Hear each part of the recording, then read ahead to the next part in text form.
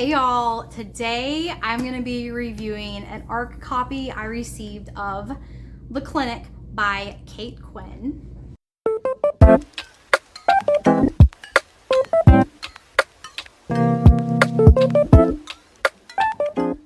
First, I want to say thank you so much to Sourcebooks for sending me this copy of The Clinic. I always appreciate all the ARCs that I receive. I try to review every single one of them for the channel. And I'm just very grateful to the publishers that send me the ARCs so that I can review them in advance and put my opinion out there. If you're not following me on Goodreads, I always link my Goodreads in the description on my videos. This year, one of my bookish resolutions is to post one-sentence reviews for every single book that I read. So in addition to giving a star rating on Goodreads, I'm also going to be putting a one-sentence review and then let you know which video on our YouTube channel that you can find my full review of the books. So go ahead and follow me on Goodreads if that's something you're interested in. So first things first, when reviewing a book, I want to talk about the cover. I really like this cover.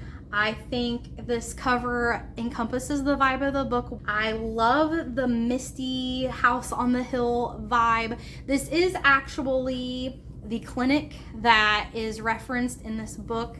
It is a luxury rehab clinic. So I do feel like this is a very good cover. I love the moody green color and the nice bright yellow title of the book, because when I look at books, I like it when you can see the title real big and then the author's name below it or above it, but in smaller letters. I'm not a big fan of the books where you've got like the author's name in really big letters and then below it somewhere is the title. So what is this book about?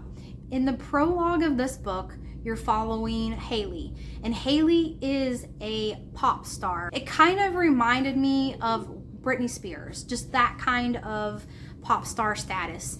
And she's in this rehab clinic and she gets caught in the medicine room, and it alludes to the fact that she knows once she sees the person that caught her, she's gonna die.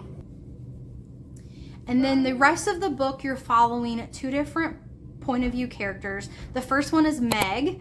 Meg is an ex-cop, and she's using her skills to work undercover for a casino, trying to bust loan sharks that operate inside the casinos.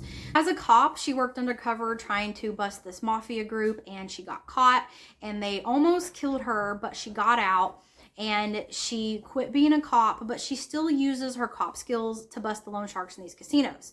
So you're following her. She is also Haley's sister. So when she gets the news that Haley has died, she doesn't believe it. It's ruled a suicide, and she can't imagine Haley ever killing herself.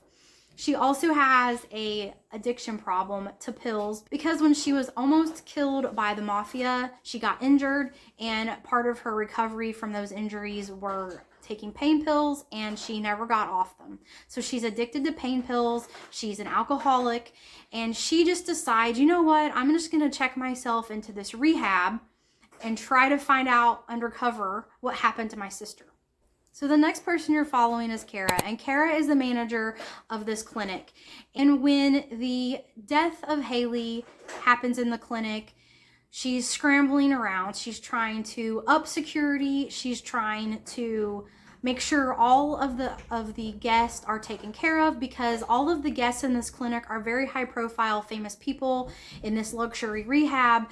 And she is just trying to do everything she can to keep this clinic together. This is a very secluded place. There's not very many people. You can't get in and out.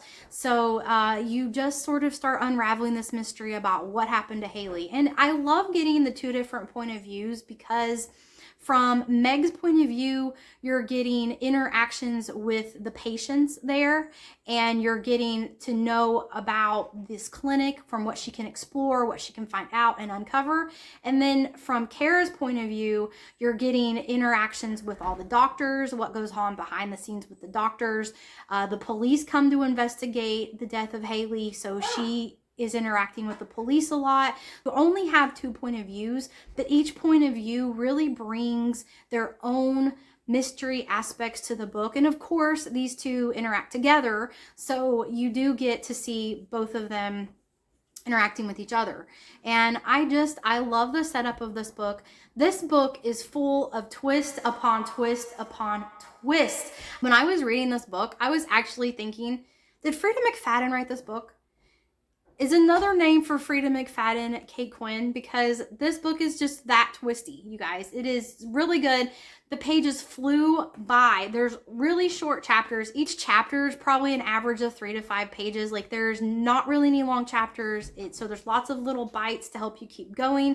They end on cliffhangers, and it sucked me in. I read this book very quickly, and it's a very high recommended. I feel like this book is not getting as much hype as it needs. This book needs to get more hype. You guys need to go read this book if you like suspense, thriller, mysteries, books with twist upon twist upon twist. If you like Frida McFadden, check out this book.